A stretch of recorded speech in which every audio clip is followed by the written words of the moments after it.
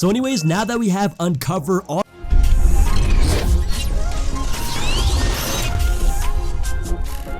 What's up guys, the TechSpot here, and in this video I'm going to be showing guys how to install the Unc0ver 5.0 jailbreak even when it is revoked. This is super cool, and I'm also going to be showing guys how to avoid revokes in the future. Apple, I think the jailbreak community has won.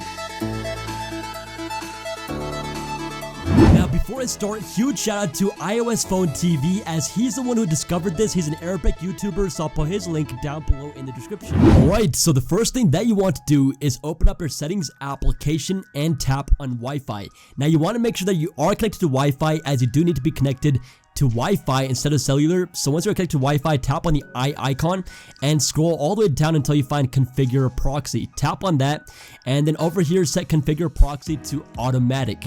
Then in the URL, you want to type in this URL exactly as shown, so ffapple.com. make sure you type it in exactly like that, and then tap on save on the top right. Once tap on save, you can go back and you are basically done with this part. From here, you want to click on the link that will be down below in the description, and it'll bring you to IPA installer. Over here, you want to scroll down until you find Unc0ver, and this is it right here, 5.0 Flex Orda. So this is the one that you want. So tap on the icon next to it and tap on install. And over here, now on our home screen, you guys will see installing Unc0ver. Now for me, it's going to install perfectly fine, but for you, for the first time, it might say unable to install.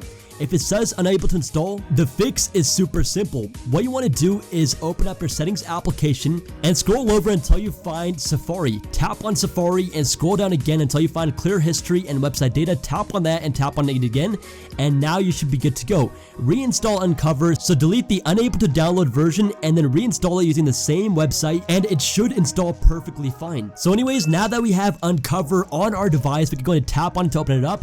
If it brings up the untrusted enterprise developer pop-up like over here, all you want to do is tap on cancel, head back over to settings, and this time you want to tap on general. Once in general, scroll down until you find profiles and device management. So there it is, and you're going to tap on the profile, tap on trust again, and now you have Unc0ver no revoke, because we did type in ffapple.com for the proxy. We are now good to go.